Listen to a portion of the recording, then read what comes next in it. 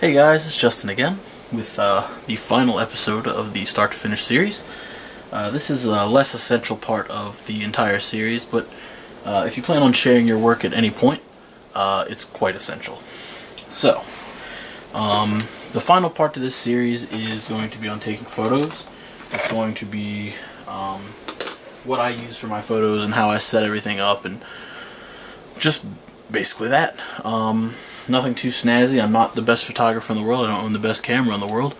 But I think some of these tips should be able to help you out with your photography and getting better shots and stuff like that. As well as some tips and stuff that I've picked up along the way. So when I first started out, pictures were pretty much taken on my desk or at a table or wherever I was sitting. So things just kind of, you see junk in the background, all that. But as I decided to step my game up and become a little bit more professional about with my channel and how I presented my work and things like that, I decided to invest in a photo tent and things like that. Now you don't need a photo tent. I can show you. I was going to show you in this video, but my boss is a jerk and forgot to save one for me. So I'm going to show you in a future video how to make a photo tent on your own. So for the demonstration purposes here, I'm going to go ahead and use an actual photo tent. Before we jump into the photo tent, I'm going to show you what else we need. I have two lights here from Cowboy Studio on Amazon. Do not buy from them, they suck. They're typically, when you get your stuff, it's either broken or not as it was portrayed in the pictures. For example, these legs on these tripods are really short. I think out of everything I've ordered from them, this is the only thing I got that was right. The photo tent itself was actually really nice, but I've ordered light bulbs from them and I got completely different light bulbs, or they've been received broken. The leg stands, like I said, are really short, not very good, but despite the shortcomings, the lights work just fine. You can just slap some daylight bulbs in them and whatever. But I prefer to use like larger, like actual photo bulbs. Just I feel like it helps with the, I don't know, the way everything works. Next, you're going to need your kit. Obviously, you can't take pictures of nothing. And I have it's not very clean, but it's just a white like plexiglass thing here, and I got that out of something. I don't remember what that came with or whatever. You can use anything though. It doesn't matter. It doesn't have to be black and white. It doesn't have to be, it can be textured. It doesn't matter as long as it's flat. And you really only need this if you're going to be like me and take pictures on the floor. I use this on the floor because I don't have room anywhere else. So you got to make do with what you got. So give me a second. I'm going to set up my photo tent, and then we will continue this video. And I'm back. And of course, no sooner than I start talking smack about Cowboy Studio, one of the lamps falls over and breaks the light bulb inside. So I switched that out for just one of the daylight LED bulbs I have at my desk. Since I'm not doing any crazy heavy work or anything like that right now, as far as like detailing or shading or anything like that with any of my current projects, I just swapped it out for now. The cool thing about this tent, well, first of all, it's huge. Like, I can get inside this thing. Way too big.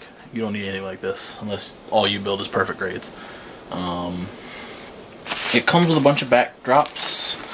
My personal favorites, if you haven't noticed by my pictures, are white or black. For the sake of demonstration, I'm going to make it white, and we'll go from there.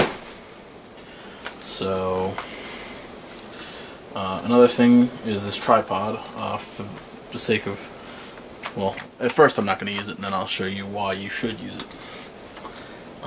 Now, I've got my plexiglass thing inside there, but you're not going to want to put it on top of the thing, especially if you're using a different colored backdrop, because it's just going to stick out like a sore thumb. So I like to stick it underneath here, and that just gives me a nice flat surface to put my kit on. Another thing is it's kind of wrinkly. You might want to iron it before you use it, or you can use a sheet of paper, which is what I did for a really long time. So Now that that's all set up, we can put the kit inside. And once the kit is in here, you can really see all the colors pop, and you can see everything that has been done. Let me zoom in a whole bunch here and show you what it looks like under the light. And just sitting in the tent alone will give you a much better idea what your kit looks like. Now the reason for the tent is that the ends, or the whole box is like translucent basically, and the lights hit that and it softens the light so that it's not like beating down on your subject with light. Whereas if I didn't have the photo tent here and I took a picture of it, it would probably wash out most of the detail and then like the soft panel lines and stuff like that. So any gray lining I did would just be gone. Now, a big thing that you want to do with your camera when you set this up, I shoot with a Nikon Coolpix L820. I got that on Amazon. Or no, I actually got it at Walmart. It was on sale.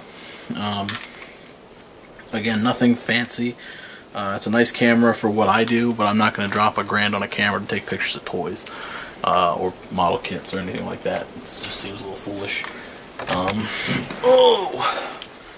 Now the first thing I like to do is take a couple test shots. I keep the flash off. I don't know why that's on that setting. I think my girlfriend was playing with my camera.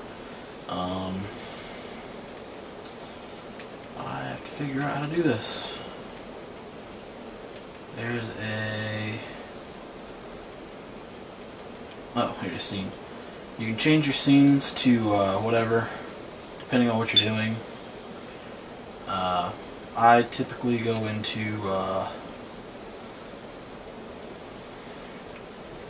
where's it at?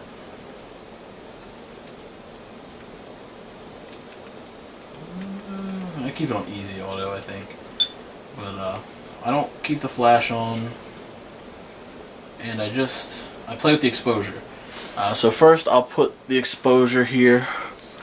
You can see if you hit the little button on the right of the number pad, there's a little exposure button. You hit that and it will let you adjust the exposure.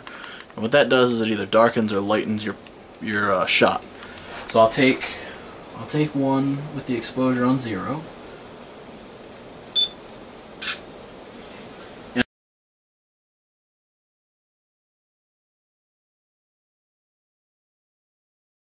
And on the viewfinder, it's going to look completely different than it's going to look when you're done with it. So you're going to want to take a couple shots and play with it in your settings and stuff like that. When I'm using the black backdrop, oddly enough, you want to lower the exposure a little more. I've found anyway. But I don't want a full drop in exposure, so I'm going to use the 0.7 setting.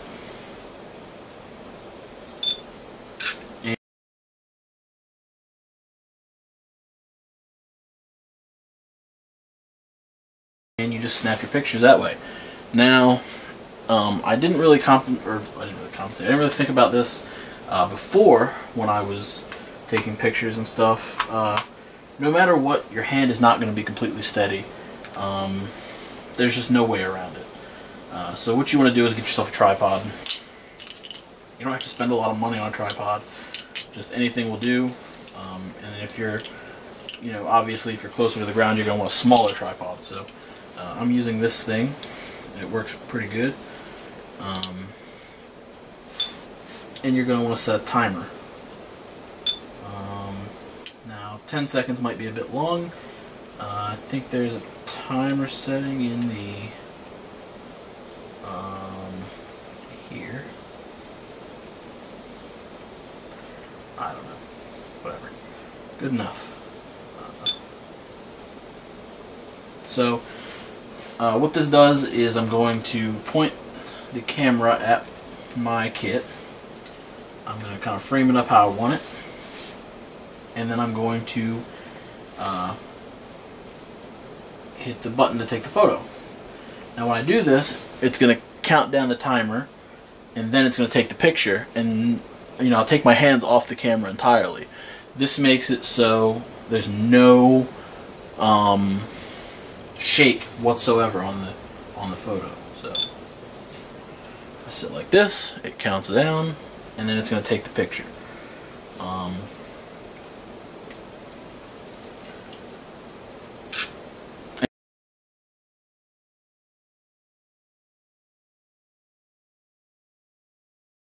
It's easy as that. Oh, now I'm going to move the kit forward a little more, and I'm going to do the 360 like I always do. Unfortunately with this kit I'm not going to be able to show off a whole lot of action poses. I'm actually probably not going to show any action poses because it's not my kit to display and to pose.